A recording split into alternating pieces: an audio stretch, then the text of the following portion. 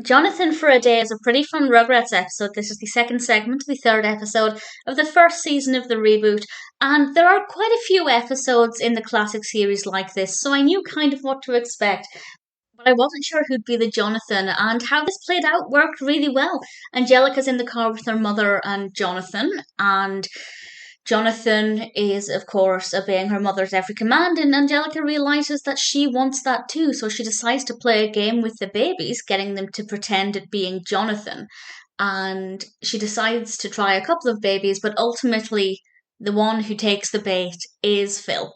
And Phil isn't really very happy about it. He doesn't seem to be enjoying it, understandably. But Angelica has him do all of these tasks, like giving Cynthia her spa day, and Phil puts Cynthia in the dishwasher, which amused me to no end.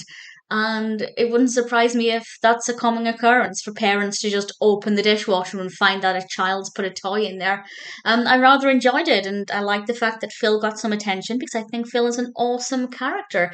And also, I think I noticed this first in the previous segment, but the Reptar music is brilliant. It's so much like the classic music. It could be the same for all I know. I'm not 100% sure if they're identical, but I like that they're retaining that classic sound. It works very well.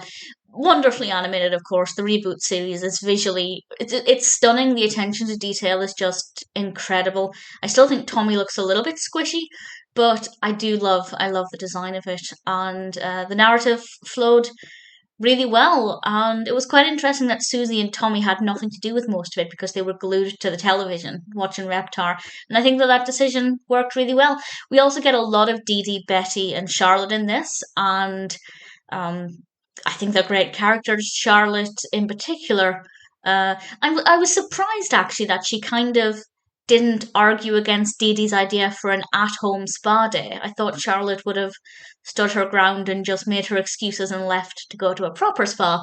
But I'm glad she didn't because it worked out well. Definitely a very entertaining episode. As I said, they did a lot of episodes like this in the classic one where Angelica played at being a boss, and I feel like there are some similarities but enough differences to make this quite a unique episode and ultimately one that I think worked very well.